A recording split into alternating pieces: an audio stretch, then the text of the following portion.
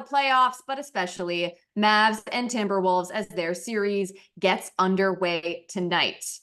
And here's a market report for game one, which tips off at 8:30 Eastern. Minnesota -4.5 has garnered 80% of the handle, and the over of 207 has garnered 91% of the handle. But we'll see what our betting experts have to say.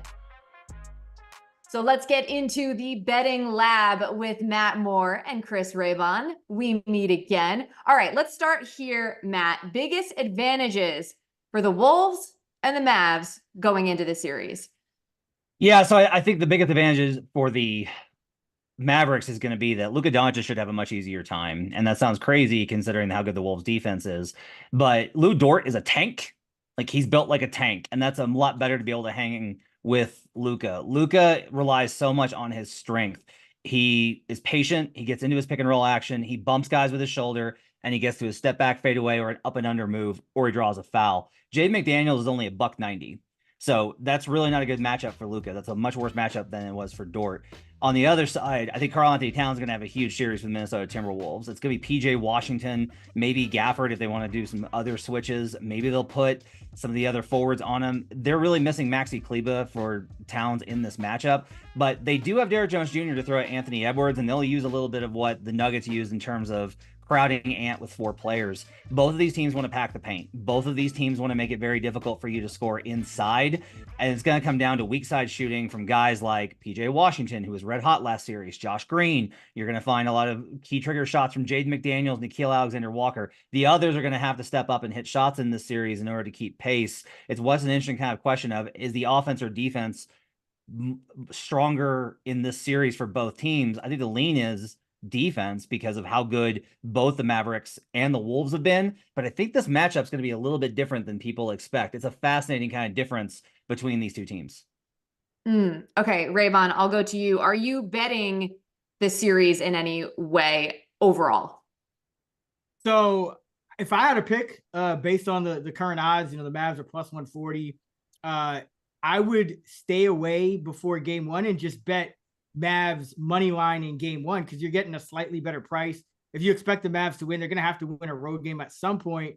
But if you like the Mavs and let's say they lose game one, you're going to get a much better series price, ahead of game two. And it's, if they get a split, you're still right where you need to be. So I see no real reason at such a short number to bet the Mavs, even though they are a dog. Plus 140 is not like, oh my God, I got to run out and bet that. So I think the Mavs have a better shot than the market. It's like I make it more like T-Wolves 55%, win 55% of the time. Mavs probably win 45% of the time if you play it 10,000 times. Whereas the market is more like, Mavs 42%. But I just see no real reason to bet it now. I think if you like the Mavs, you bet them to win game one. And if you want to bet the series, you either, even if you lose, you go and you bet the Mavs to win the series after game one when they lose, or you just hold off and hope. And if you think they're going to lose, then you bet them ahead of game two. Or you can get more aggressive like I did and take Mavs -1.5 on the series spread, and you can get that plus 220. There's higher numbers in the market as well. I love Dallas here. I kind of outlined the reasons for the Luka advantage here. I also think that defensively they do match up a lot better, honestly, with the Wolves than the Nuggets did. And people are going to be kind of confused by that based off of Aaron Gordon, KCP. Neither of those guys were really built to handle Anthony Edwards. Derrick Jones Jr. is maybe a better matchup. If he gets in foul trouble, they do have Josh Green, who's a capable defender. I think the Wolves honestly are running a little bit too high after winning that series versus the Nuggets. I think they think like, we did it. No. Didn't do it. You got to do the thing. And I do like the prospect of Mavs -1.5 get you in game 6. So a closeout opportunity in Dallas, that to me is pretty tasty. So I like the plus 220 there. Plus I like the plus 140 on the series line. If they do lose tonight, it'll be interesting to kind of see how this goes, because I do think that this is such a great opportunity. That's part of the cap too, is there is such a good opportunity here for the Mavericks. You can get game one and Mavs series prices as well. Might not be a bad look there, because obviously if the Mavs win tonight, teams that have gone on the road and stolen game one in the conference finals have won the series in 29 of 41 series. So pretty good opportunity there if you do like the Mavs tonight. something to keep an eye on. But for this series, Raybon, you're being patient, you're chilling. You do have a bet tonight, though, game 1 on a side. Yeah, I think you just take the points with Dallas here. I mean, we know that teams after a game 7 come out in the game 1 and they tend to struggle. You know, teams coming off a game 7 facing a team that did not go 7 games in its series. Those teams are just 17-30-1 against the spread over the last 20 years. That's 36%. I do think that, you know, I'm a little worried because Dallas they haven't played well in game 1s in this playoffs. You know, they got blown out by OKC and they lost to the Clippers without Kawhi in a game that, you know, many people expected them to win. So, you know, I don't have the full confidence in Dallas, but I'm getting 4.5 points. I think this series is very even. And I think an interesting thing is there really has not been a home court advantage in these playoffs, especially in the Western Conference. Road teams are 16-16 straight up. Minnesota is actually 5-1 straight up on the road, but just 3-2 at home. And Dallas is 4-2 home, 4-2 road. So I think all of these games are toss-ups. Just you probably are, you know, going to be the most profitable just taking the dog in every single game in this series. And I think it goes at least 6. 7 is probably the most likely outcome. But in this one, I think Minnesota might be a little bit emotionally drained. You know, the rest should help Luka in this spot. So I'll take the points here with Dallas. I don't mind the money line either, but I'm not one to turn down over a possession worth of points. You and Maria Marino, 2 cowards in a pod. That's what the 2 of you are. I'm on Mavs money line. Let's go all the way. No half measures here, in the words of Mike from Breaking Bad.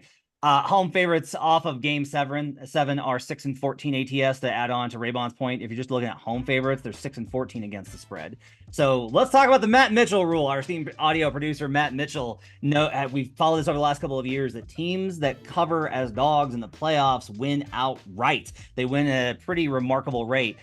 Teams that fail to cover as home favorites, okay, off of game 7. You're a home favorite, you just played game 7. They are 3-11 straight up. They haven't won these games. They have not been able to get that done in these spots when they have not been able to cover. So if they don't cover, they're probably not going to win outright either. How about this one? If we look at the conference finals, dogs that have covered in conference finals games have won outright 74% of the time, 87-31 since 2003. Mavs here, we talked about this. Wolves, big emotional letdown spot. Haven't been here. They're also carrying, I will say this, like a lot of baggage for Minnesota sports fans. Not just Wolves, Vikings, the whole town carries with it this whole epic era of losing. You heard from Karl Anthony Towns last game talking about how much we gonna lose. Damn, that's the thing. Is like they're aware of that. There's a lot of pressure here on the Wolves, and that's not a reason to take the money line here. But what is a reason to take the money line is that if you've got the tactic, we talked about the tactical advantages, we talked about the spot, all of these types of things. To me, that means we should go the whole way, and we should just take Mavs money line here for them to steal game 1 and be in a position to flip this series on its head. Matt, I am on record multiple times on Action Network commending you for your bravery, which I do not have. I do not have. But listen, it's better to be smart than brave, Maria. Right. Now, while we're on this topic, let's go ahead and start building not just any parlay, but the notorious SGP. We'll have a leg in each segment of the show, starting with this one. And the way we typically do this is you guys give your best bets, and I just go ahead and pick which one I like better. And we use that as the first leg of the same game parlay. I've already kind of alluded to it. Pure cowardice on my part, but I'm going Dallas plus 4.5 for the first leg of the notorious SGP. Now, Raybon, you said you don't mind the money line, but obviously, you know, you like the points here that you're getting. Yeah, I mean, it just really, so what people have to understand about money line and spread is it's all correlated, and, you know, there are going to be variances of, you know, what percentage a team covers, but over the long term, it's correlated. Like this, the way the books are calculating the spread, that's going to correlate to a certain money line. And it just depends what kind of bettor you are. I'm not really much of a money line bettor, especially on dogs in the NBA. So like if I was betting every underdog money line, that's how I would be profitable trying to do that. But since I'm not, I'm more of a spread bettor. If I'm betting a side in the NBA, I just take the points. That's just my style of betting. Some people like to do it where, you know, you take your unit and you split it between the money line and the spread. Like there's a lot of different ways to do it, but it's pretty much the same thing if you're correct. It's just what style of bettor you are. So I just prefer taking the points. I don't like those times where I'm betting on a dog on the money line and you know, they lose by like 2 points or something. And I'm like, if I just taken the points or whatever. So that's just me, but to each his own. So I feel like, you know, I like the sound of that. I'm just that style of bettor, Matt. You know, I like to bet on the spread. Maybe eventually as I go on in my betting journey, I'll graduate. But look, you do have another way to bet the Mavs money line, Matt, and that's doing so in the first half. Yeah, why not? Let's just go ahead and pile on this and just over leverage myself completely here. Mavs first half money line. My reasoning on this actually isn't tied to like how much I like the Mavs for the series or game one. This is like an independent play based off of the trends of the game flow of these series. The Wolves are a slow start team. They've been this all year. And if you talk to Wolves fans, they will tell you how often they get behind in first quarters. It's one of the reasons why I will tell you, if the Wolves lead after the first quarter, the Mavs are dead. That's it. It's over. You are not coming back on Minnesota. It is too tough. They are so good when they have a lead because this is the best third quarter team in the league. But first half, not great. And that's carried over into the playoffs as well. They're 2-3 ATS in the first half at home, just 4-7 ATS overall in the playoffs. Overall in the playoffs in the first half. So you can grab the points here with Dallas if you want to take the Raybon approach, which I don't necessarily think is bad, but it's a slower number. At that number, you might as well grab the money line because that's inside of a possession. Although, and on the, you know, with the money line, we are going to get the we can push on a tie, which that depends on. I love to get Raybon's thoughts on the money line play versus on the first half play there. Third quarter though, we'll note this. Third quarter is a smash spot almost no matter what. The Wolves have been so good. They've won, I think, all but 2 third quarters entirely. And some of those were like weird third quarters versus the Nuggets where they were honestly up so much. That's why they lost. That's one of the 2 that they lost was that game 2 where they destroyed Denver. So there's like a lot of opportunities here for you to build a pretty good position. If you take Mavs early and then Wolves late, and then it depends on how you think they're going to close the game out as far as how you position yourself. But I will take Mavs first half here.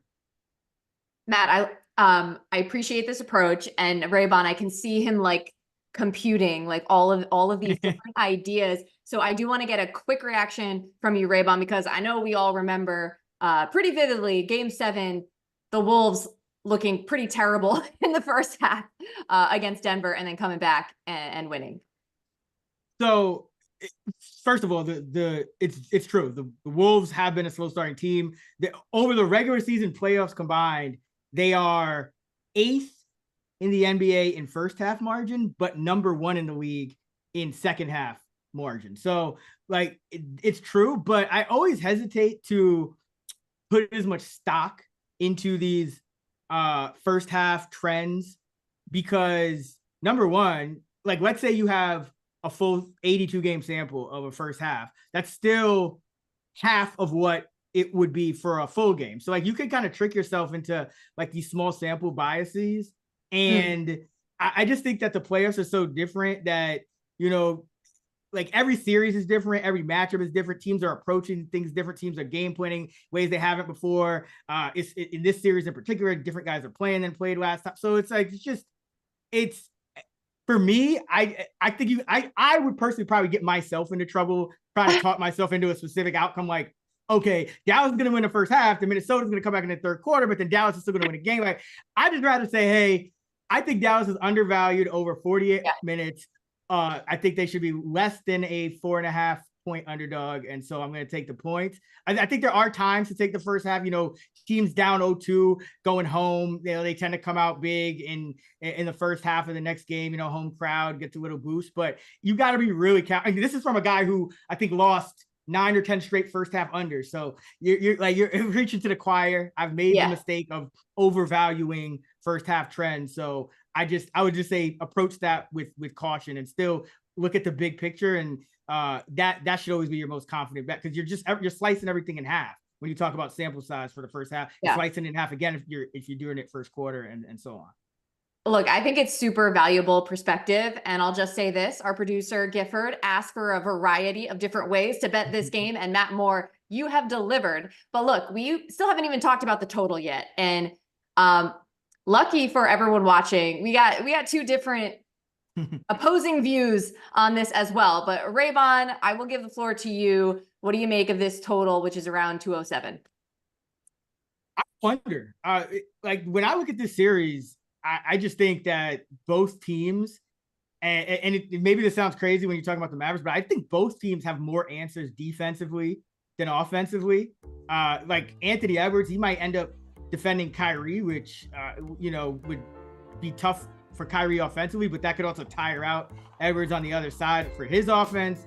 I still think, Minnesota has enough perimeter defense for Luka and Kyrie. I still, that's a good point about McDaniels, giving up some weight there to Luka. But I think also, compared to the last, series, I think they, like Luka and Kyrie, they may see less double teams. Minnesota is capable, given their defensive makeup, of playing these guys a little bit more straight up. I think that could lead to more, dribbling, more probing late in the shot clock, trying to search out a good shot.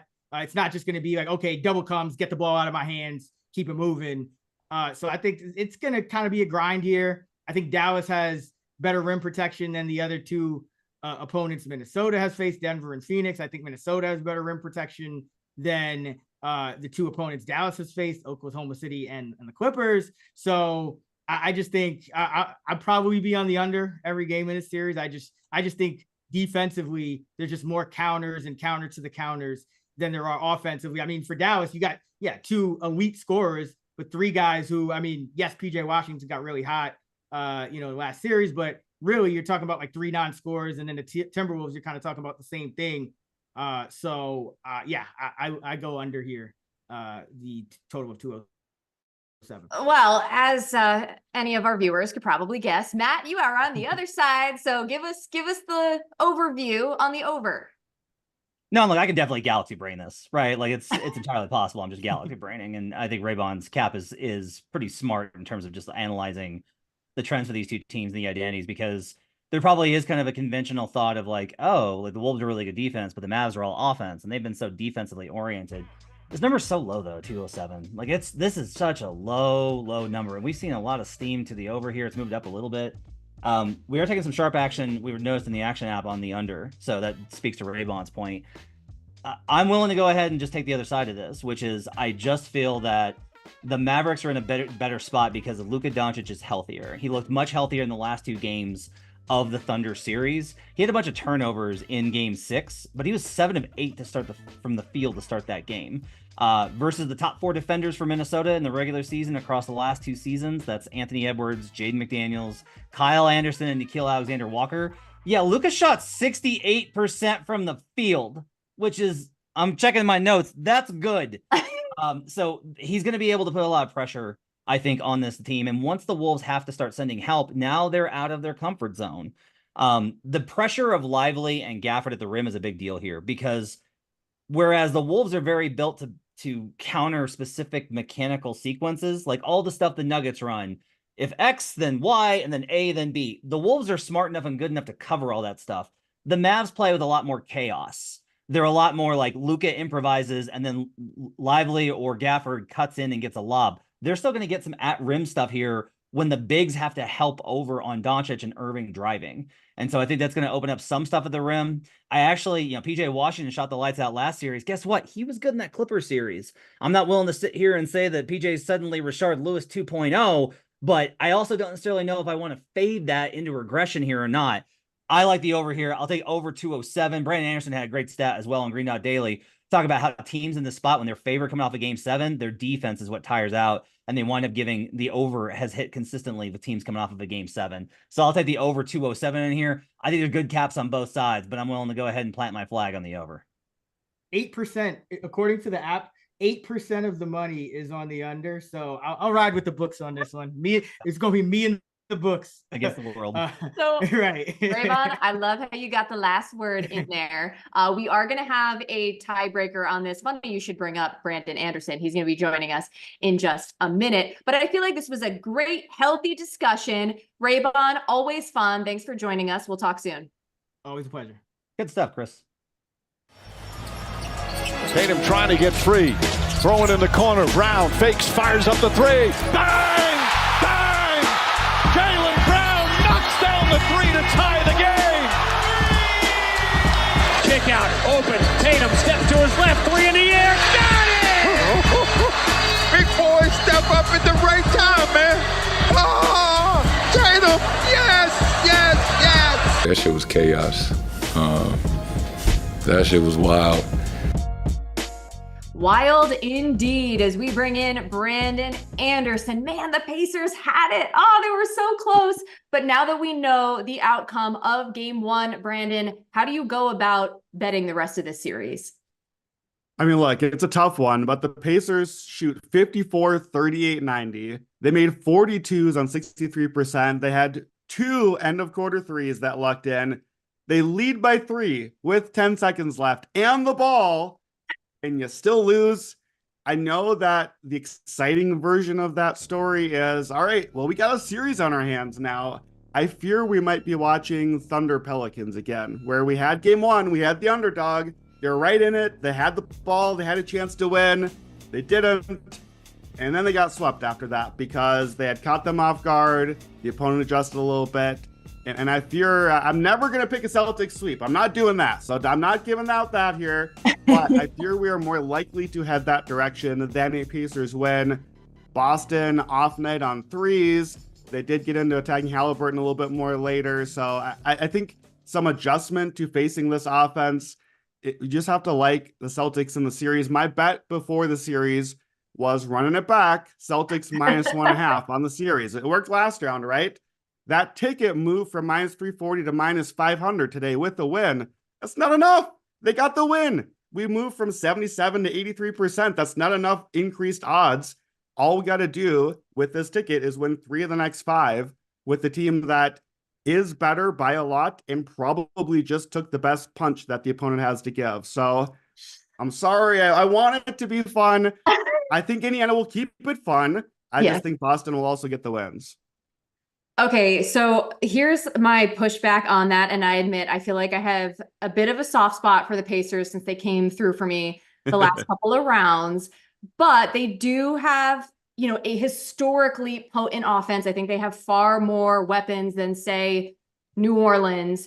And also, we have to remember, too, I remember game one against the Knicks. Everyone was saying, oh, the Pacers, that was their chance. They had it. That, they let that one slip away. And they still ended up coming back and winning. Granted, it was in 7. I know the Knicks were injured and whatnot. But that's my argument for the other side. Matt, where do you stand? Well, first off, I just need to settle myself because the earth is shaking from the movement of everyone rushing to bet a minus 500. Slow down, people! You're gonna crash the servers. It's a value bet. We talked about it on buckets. Look, I'll say this: a couple things about the Pacers. One, they're goldfish. They're too young to have any sort of sense of missed opportunity here. This is all gravy. Making the playoffs was a good run for them. Yeah. Getting out of the first round was a great win for them. Making the conference finals is amazing. And so they're not going to be, I don't think, shook. Now, I like Boston game 2. And so you can wait after Boston game 2. I don't think we're done with the Celtics screwing around and pissing down their own legs. I don't think we're done there. And Brandon and I have been kind of going back and forth because Brandon's like, no, they'll only do it once. And I'm like, I think they'll probably do it 2 or 3 times. And that's really what we're talking about here. If you bet them today, you can get Pacers plus 2.5 at a plus number on the series spread. It's not a bad value. Guess what? You can bet that and Brandon's minus 17,458, and you can still come out ahead. I do think that I don't agree with Brandon that the Celtics are going to get used to this because the Pacers keep catching these teams off guard where teams hit them and they're like, now you'll go down and stay down. And the Pacers are like, let's go score again. And that to me is like where a lot of this comes from. I like the Pacers' resilience. They're not winning the series. They're not winning the series. Probably. But I also just have a hard time being like, I don't know how you watch that Boston game and go, yeah, that's a team I really want to believe in and buy into. They keep winning though. So I get that. Brandon, real quick, why not just Celtics title? If you're betting the minus 500, just bet Celtics title. Well, I mean, I guess in part, I feel we're about to get into the other series. It's partly that I don't know that I have a strong read on who they would be playing in the other series, and I feel a lot differently about if Boston plays the Mavs versus the Wolves. So I think that's part of it.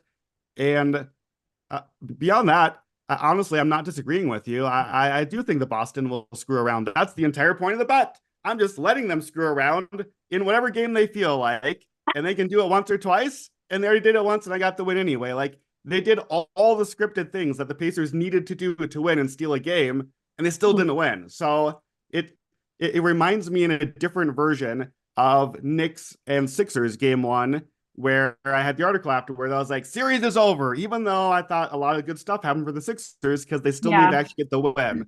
And I just feel like there's a little bit of that situation happening here. All right. Well, if nothing else, we know we have a fun series on our hands, and hopefully this Western Conference Finals will also be super fun. So, Brandon, let's get into Minnesota and Dallas. What is your pick for that series? Going juice again. I'm bringing the juice on today's show for some reason. Give me the over 5.5 games. It's minus 160. 62% implied. I'm going to drink the juice on this. Look, this is the bet I wanted to make on Dallas each of the last 2 rounds. I knew what I thought. I thought it was a long series. I didn't know who I liked. I thought I liked not Dallas. That's what I bet. I bet not Dallas in 6 or 7 both times. And not Brandon is cashing his money after those bets because it has not gone well for me. So I'm just doing over 5.5 on this one. Luka's played 7 playoff series in his career. All but 1 have gone at least 6 games. I think this goes into a deep series. We've got a very defensive series, a lot of shot variance on threes both ways. That leads to just a lot of swings. I think it leads to a long series in all likelihood. Minnesota, I think Towns has a great setup for a good series. I like the depth advantage there. They got home court. Dallas, I think Luka has no real good matchup against him, so he should have a big series. I really like the game 1 spot for them that we'll talk about shortly. I think it's very close. I think it's going to be a long series. If I had to pick a side and I had to take my heart out of my chest and put it on the shelf and make the right pick as a bettor, if I think it goes over 5.5, I think Dallas only can win in over 5.5 games. So if I chop out the Dallas in 4 and 5 outcomes and just go Dallas in 6 plus 500, Dallas in 7 plus 750, now we're at 28% plus 252 implied. That to me is the only way I see Dallas winning the series. And I think they have a better than 28% chance. So I think that would be the side. Heart going back in the chest now. Timberwolves shirt on. Go Wolves. Okay, I'll just say this, Matt. This is an acceptable amount of juice, I would say. The minus 160 over 5.5 games. Yeah, I mean, look, it's a great bet. It's a solid bet here. I think you can expect the Wolves to fight enough. I will say I worry a little bit for Brandon's sake because we kind of talked about this with Suns Wolves in the first round about how, look, if one team gets the edge in the advantage department, if they're able to find a matchup edge and just beat that to death, the series can tilt very quickly. And so I worry about that. Like, it's entirely possible that like the Mavericks get here and like, oh no, PJ Washington again. He's no longer Ray Allen. And look at that, the Wolves win in 5. I think that there's like a little bit of variance there. Now, look, I went over it. Love the Mavs. I think the Mavs are winning the series. Think they're going to the finals. Brian and I argue about this. What I really hate about his Mavs in 6, Mavs in 7 is I was like, I'm on plus 140, and here's all my readings, and gave a great cap. And he was still like, what if I find an even sharper angle than yours? He just took my angle and found like a sharper one. I like that side a lot better actually than 5.5 because I do think that if it goes long, you need to kind of angle in a particular direction.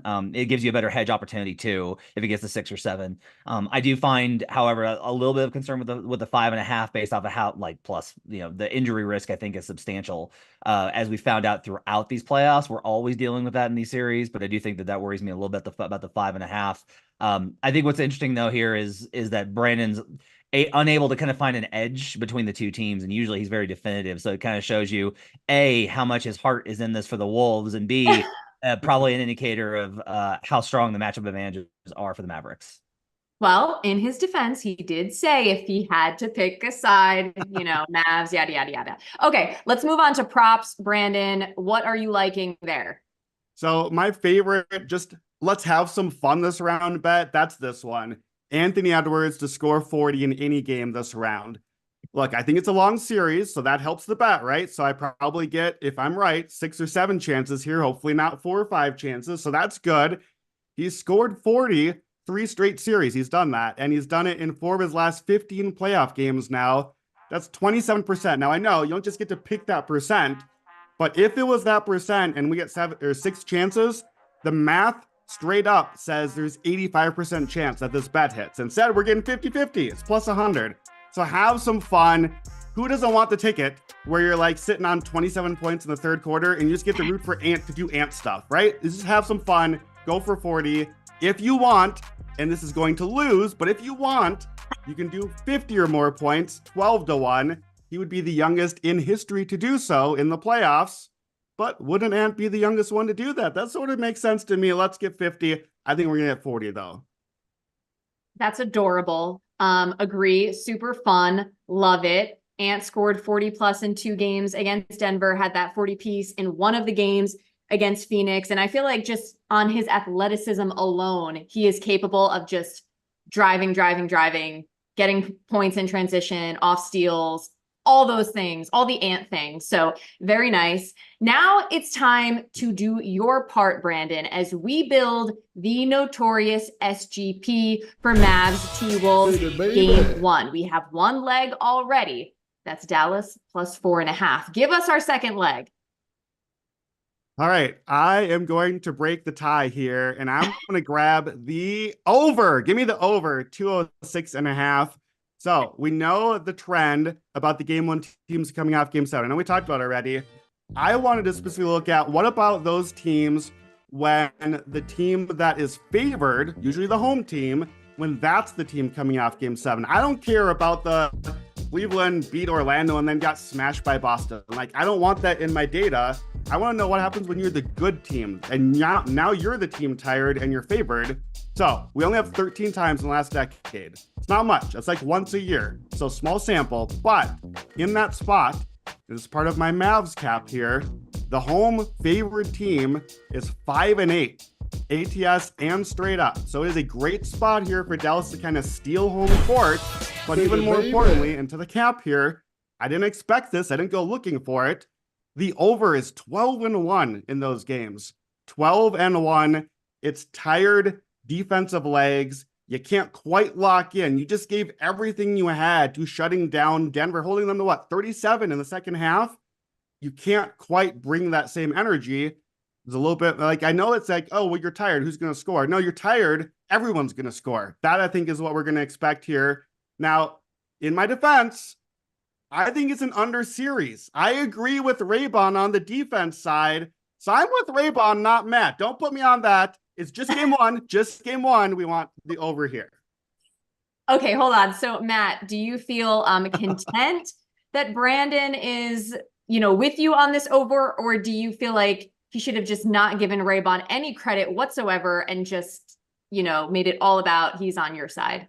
Usually I would just blame him for purposely tweaking me here, but he did actually give this cap on buckets as well. He's wrong. It's gonna be an over series, but he is being consistent here. Hey, look, I think the spot's great. I think the moment's great. I think it's I just wind up feeling like this is so much of an over series. Will be interesting to see is like what the market does. There's actually sharp action on the under in this game in our Action Pro tools. So we'll see if the sharps are right or if the public's right, because the public has hammered the over in this one. We'll see what the market does, not only in this game, but after this game for game 2, which will hit live on buckets tonight.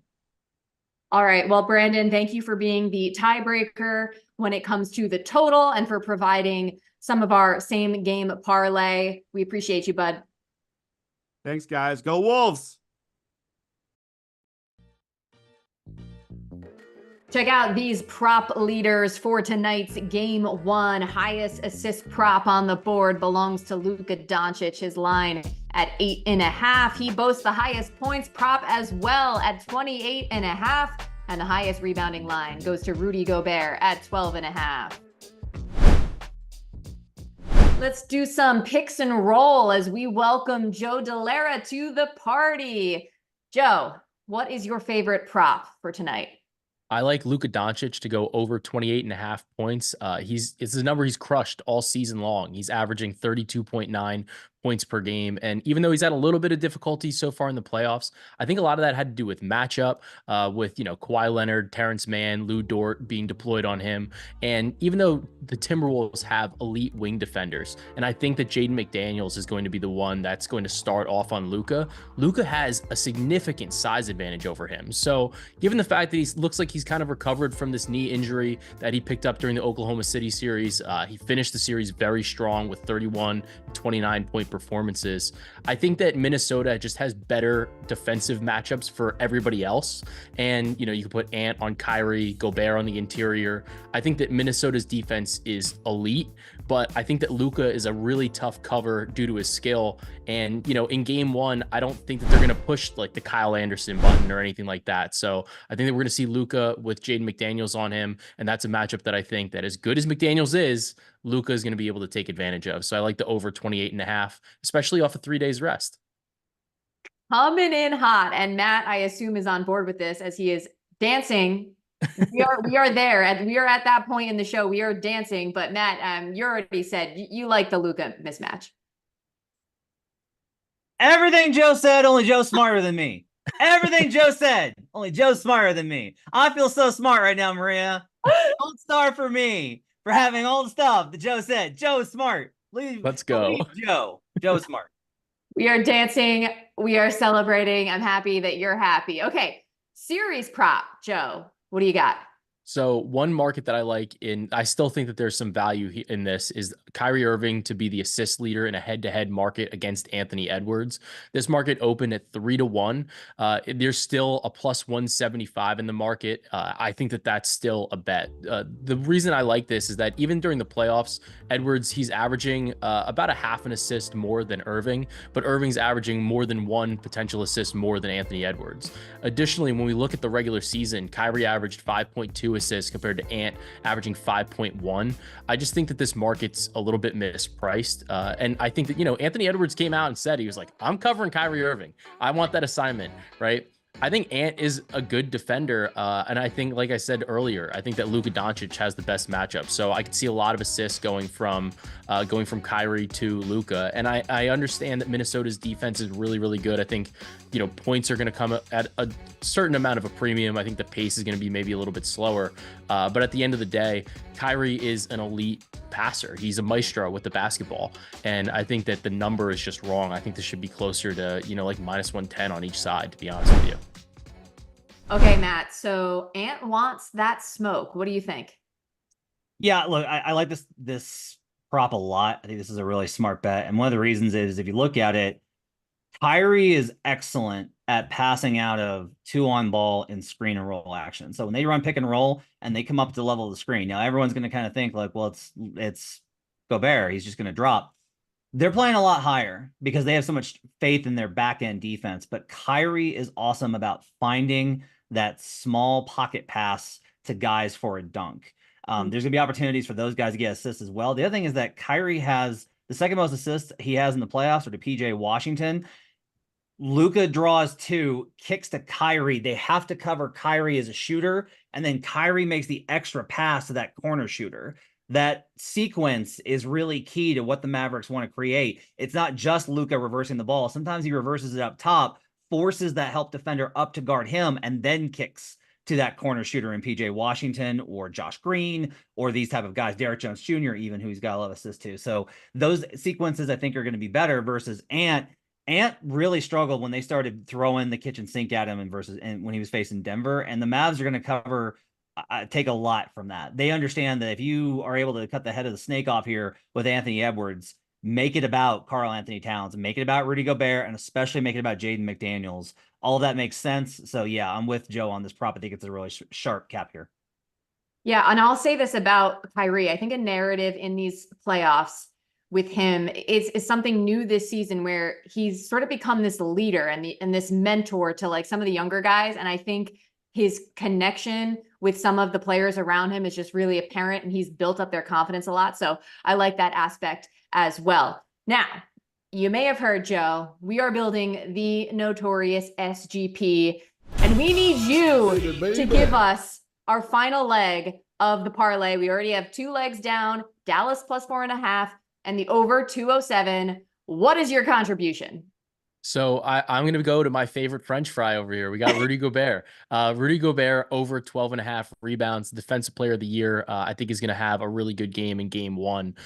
Even with, leading Dallas. I agree with the cap on the other picks as well. But the thing here is that Gobert has just dominated Daniel Gafford, and he's also crushed against Derek Lively. In 8 games in his career against Gafford, Gobert is averaging 13.3 rebounds. And against Lively, he's averaging 11.5 rebounds as well in 2 games. So I think that when we look at this and we think about the fact that it's like game 1, teams like to kind of revert to like what they do. Like, I think that we're going to see Gafford in there. We're going to see Gobert in there. And I think that in this particular matchup, Gobert is going to really be able to take advantage of both of the Dallas bigs. So I like Rudy to stay on the floor here. I think that maybe as the series goes on, maybe we start seeing him maybe get played off with some adjustments. But in game 1, I think that we're going to see a lot of Rudy Gobert. So I like him to go over the 12.5 rebounds in this spot. Joe likes overs on not 1, but 2 of the highest props on the board. The Luka points, the Gobert rebounds. Give me all the spice. I love it. Joe, thank you so much for the addition. Thanks for hanging out with us on Nothing But Bet. Want to remind everyone too, for more Matt and company, check out the podcast Buckets live tonight, right after game 1 on our Action Network YouTube channel. Definitely check that out. All right. See you guys. Baby. Now, let me just recap the notorious SGP that we have built throughout the show. So once again, we got Dallas plus 4.5, courtesy of Chris Raybon and seconded by me. Over via Brandon Anderson, and Matt Moore is on this too. And then finally, Rudy Gobert to go over on his rebounding prop via Joe Dellera. We're looking at a payout around plus 578. So it's that time for me to get in one final parting shot at the buzzer, and here it is. I don't know how to feel about Rick Carlisle. He's really making me struggle here, because on one hand, look, the Pacers were super prepared coming in off that emotional game 7. They gave the Celtics everything they could handle to start the Eastern Conference Finals. On the other hand, the late game coaching decisions, questionable at best. The biggest one, I have to say, he took accountability for. That was the out of bounds play when the Pacers were up 3 that led to the turnover. And I recognize it's obviously easy to criticize after the fact. However, I had some frustration with him in the series against the Knicks as well. Some things, late game decisions, I thought he could have been better. He did help the Pacers find a way to advance. So again, here I am, I'm struggling. But what I land on is this: I'm still tempted to back the Pacers in some way here. I'm encouraged by what they did. So I have decided to take a page out of Matt Moore's book and just put in a bet for Pacers plus 2.5.